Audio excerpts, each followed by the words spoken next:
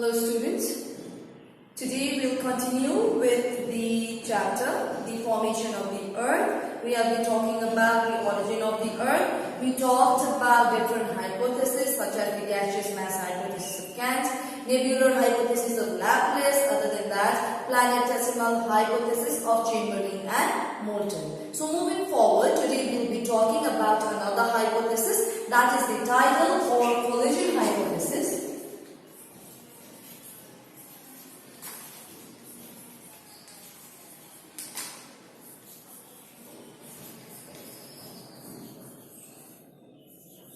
Tidal or collision hypothesis of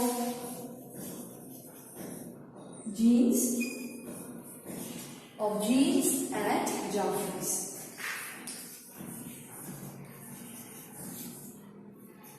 So today we will be talking about this hypothesis. So when we talk about this hypothesis, Sir James Jeans, who was a British scientist, propounded his tidal hypothesis in the year 1990. So, Sir James Jeans propounded his tidal hypothesis in the year 1990. Another British scientist, whose name was Harold Jeffrey, suggested some modification in this hypothesis in the year 1929. So this was done by Harold Jeffrey. So moving forward, when we talk about this theory, that is why it is known as Jeans and Jeffreys together. Now, when we talk about the tidal or the collision hypothesis of Jeans and Jeffreys, the basic idea behind this hypothesis was that the sun was a gaseous mass in the beginning. So the sun was a gaseous mass in the beginning. A star several times bigger than the sun accidentally came close and pulled the gaseous mass away from the sun, mostly due to the gravitational force. So here we are saying that a star bigger than the sun, accidentally came close and started, what happened? It started to pull the gaseous mass away from the sun. Why? Basically due to the gravitational force. Moving forward, what happened was cigar-shaped giant tongues of matter. Cigar-shaped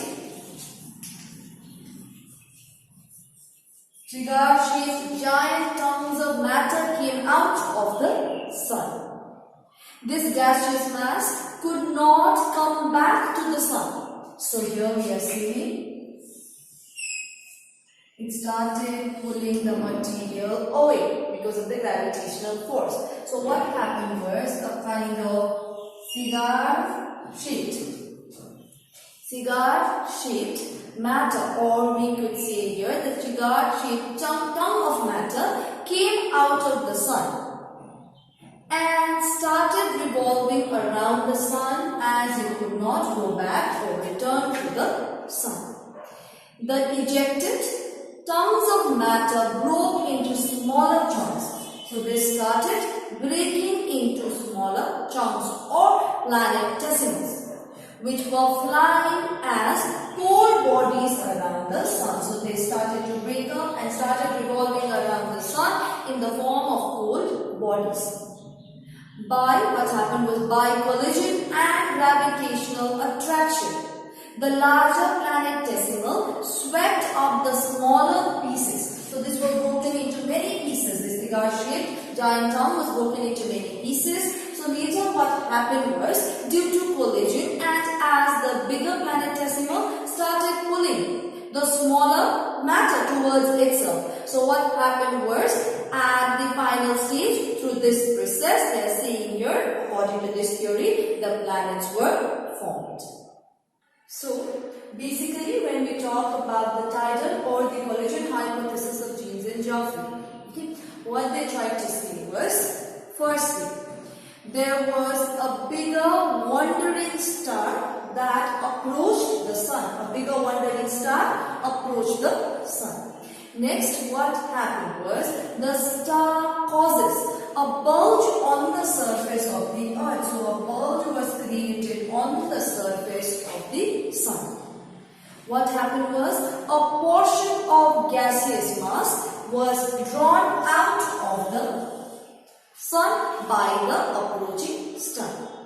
Next, the star moves away from the sun, and the broken gaseous mass moves in the direction of the sun. So one more time, a bigger star approaches the sun, it starts bulging out, the gaseous mass starts bulging out. As it is bulged out, it is in the form of a cigar-shaped matter. This was pulled out. What happened was this star, as the star moves away from the sun, what happens is that the gaseous mass also tends to get drawn and moves along with the star. The star later, what happened is that the star has gone far away from the sun. So the particle, the matter of gas, also moves around the sun in the direction of the star itself. Lastly, the broken portion of the gaseous mass of the sun starts to condense into, or it also gets broken into different parts. Thus, what happens is the different planets were formed accordingly with this process or this explanation, or we could say the hypothesis of James and Joffrey tries to explain this as a whole. Now let us talk about another theory or the hypothesis, that is the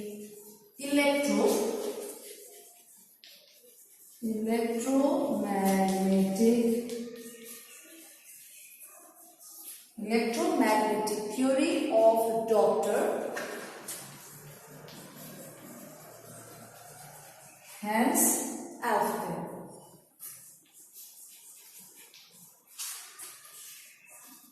So, we'll be talking about the electromagnetic theory of Dr. Hans Alfvén. Unlike the earlier theories, which were based on basically the gravitational pull or the tidal force, this theory is based on the electromagnetic force. So, it is based on the electromagnetic force. So, the theory was presented by Dr. Hans Alfvén in the year 1942.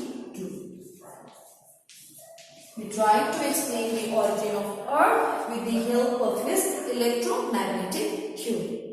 So the basic idea behind this theory was that like the Earth,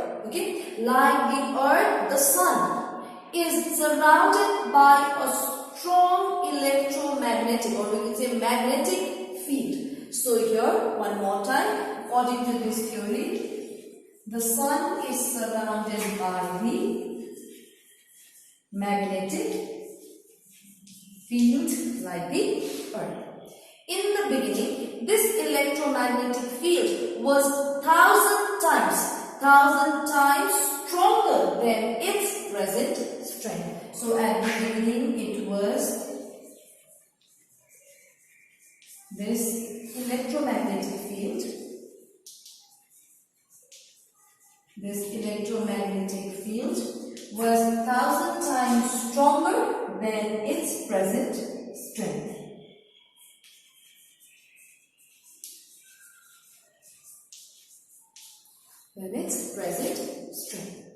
Thus, the electromagnetic force of the Sun was much stronger than its gravitational force. So here, in case of this, in all the other theories, basically we said that the gravitational force was much stronger. But in case of this, they are saying here the electromagnetic force was stronger than the gravitational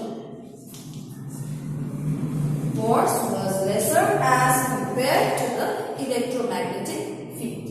Next, what happened according to this theory was that the sun was revolving at a very high speed. So, sun was revolving at very high speed. Okay? And during this course of journey, it entered a mass of dust of clouds. So, it entered a mass of dust of clouds. So, the dust particles were scattered, okay, and these dust particles were attracted by the magnetic field of the sun, and they started revolving around the sun. So, they were attracted by this electromagnetic field and they started revolving around the sun. Then next, what happened was, up to that time, the particles were not ionized. Okay, they were not ionized. So, but as these particles received sufficient energy after colliding with each other and got ionized, they started revolving around the sun, assuming a saucer shape. So, as they started revolving around the sun, they started assuming the saucer shape. The planets were formed by the planets that were formed by the condensation of these ionized particles. Okay, these ionized particles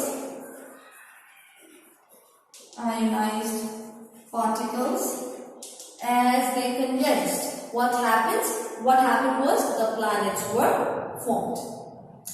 Next, when the planets grew bigger in size, okay, as they started coming in collision with each other, when the planets grew bigger in size, they developed their own electromagnetic field and was able to attract the other dust particles, and thus the satellites were formed in the similar manner according to this theory. One more time, when we talk about the electromagnetic theory of Dr. Hans Kelvin, he propounded this theory in the year 1942. So, according to this theory, the electromagnetic force is very important, because as the earth, the sun also has electromagnetic force according to this theory. So, as this sun has the magnetic field, what happened was, it suddenly happened to enter the mass of dust of clouds. As the strength of the sun was 1,000 times, this electromagnetic field that we are talking about was 1,000 times stronger than the gravitational force at this point of time. So what happened was, this mass of dust of clouds, okay, as it entered this mass of dust of clouds, it got attracted by this magnetic field of the sun and they started revolving around the sun. As they started revolving around the sun, they got ionized. These ionized particles started revolving around the sun in the same manner. As they were revolving, they assumed a saucer shape. So what happened was, these planets were formed basically by the condensation of these particles. As it was revolving, the planets also, basically here we are talking about, as the earth also, they also attracted the electromagnetic field. As they also had this electromagnetic field, they were able to attract the dust particles later, thus the satellites were formed in the similar manner. So this is your electromagnetic